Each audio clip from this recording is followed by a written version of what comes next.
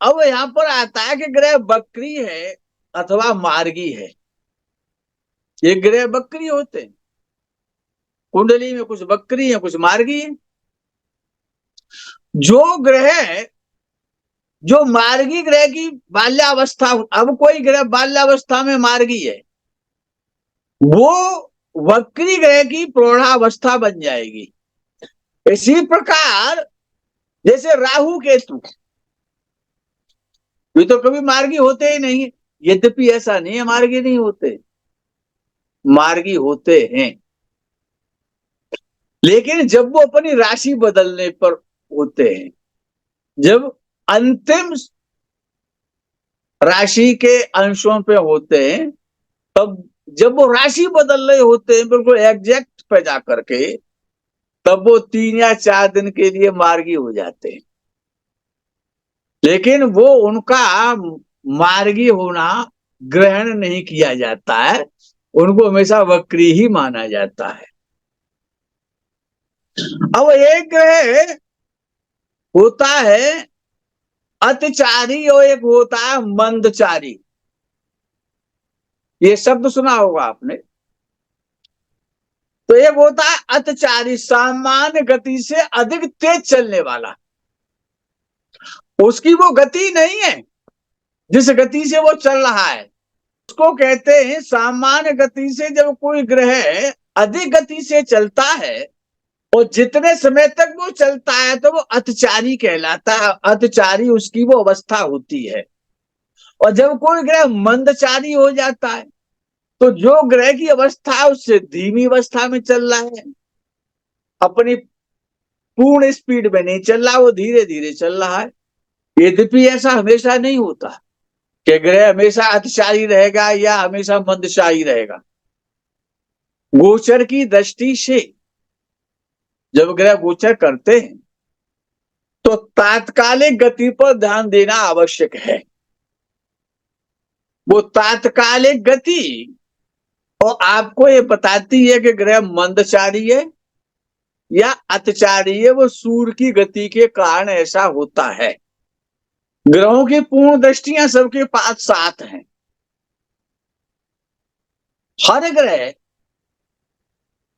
जहां बैठता है वहां से 7वें भाव को या 7वें भाव में बैठे हुए ग्रह को पूर्ण दृष्टि से देखता है। ये सबके लिए समान नियम है। कुछ विद्वान राहु केतु की दृष्टि नहीं मानते हैं, लेकिन हम तो मानते हैं। कुछ माने या ना माने, लेकिन हम तो मानते हैं। हमने उनको यहां तक देखा है जो लोग हाथ उठा के कहते हैं कि हम राहु केतु की दृष्टि नहीं मानते, लेकिन जब वो फलादेश करते हैं ना, तब वो भी राहु केतु की दृष्टि लगा देते हैं। ऐसा भी हमने सुना भी है और देखा भी है लोगों। लेकिन हम तो राहु केतु की दृष्टि को मानते हैं। अब यहां पर पूर्ण दृष्टि अत्यंत महत्वपूर्ण है। अच्छा, सबने पूर्ण दृष्टि को ही विशेषतया महत्ता दी है कि पूर्ण दृष्टि अपना पूर्ण फल करती है। पूर्ण दृष्टि का मतलब 100% दृष्टि। लेकिन इतनी ही 100% नहीं होती है, ये 100% नहीं मानी जाती है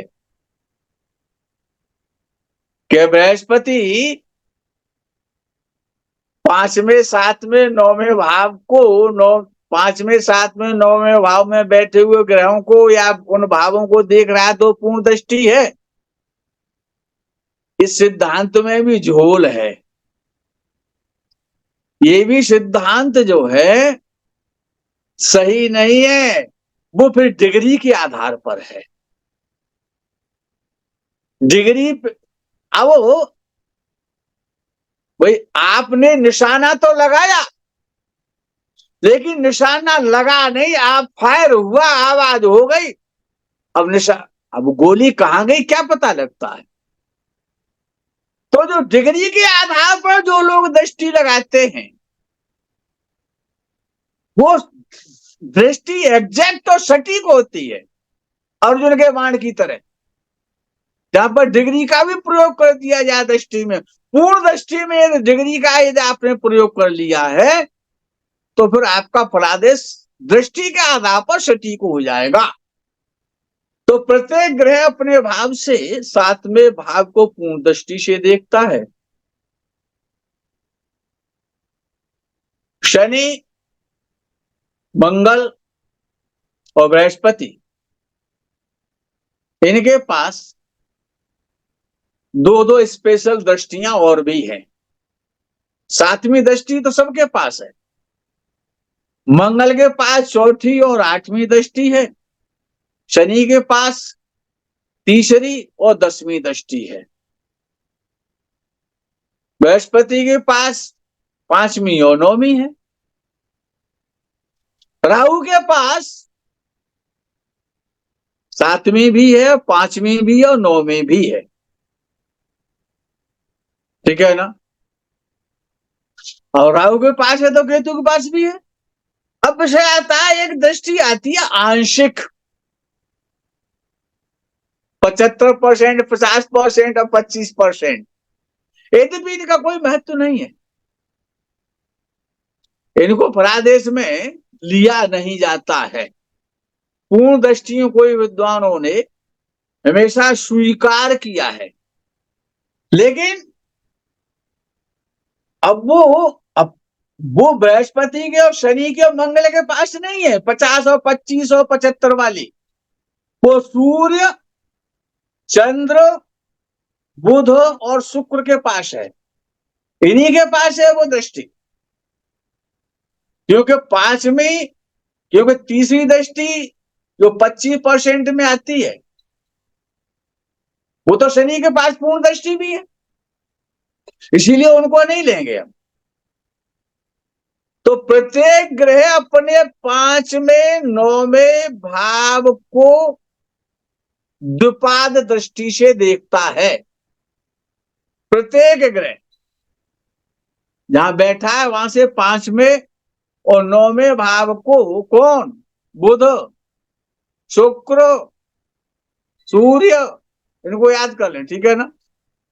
फलादेश में नहीं ये काम करती हैं, लेकिन इनका प्रभाव तो होता है। अगर आप गहराई में जाएंगे तो इनका प्रभाव तो आपको मिलेगा, ऐसा नहीं है। हम विद्वान उसको माने या ना माने, क्योंकि उनको उसमें ज्यादा गहराई में जाना पड़ जाएगा, इसलिए हम तो ऐसा मानते हैं कि विद्वानों ने उसको नकार दिया। भाई जब 1 रुपए का महत्व है तो 75 पैसे का भी तो कोई महत्व है कि नहीं है? 50 के सिक्के का भी कभी महत्व था, अब नहीं चलता है। तो विद्वानों कहते भाई 25 का सिक्का नहीं चलता है, चवन्नी अठन्नी और अब नहीं चलते।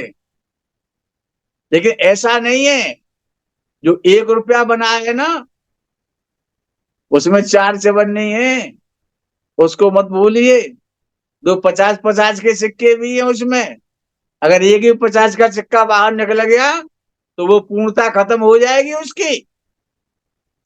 तो इसलिए ये दृष्टि भी काम करती हैं, लेकिन हम तो ऐसा मानते हैं कि अपनी जान छुड़ाने के लिए विद्वानों ने उनको नकार दिया।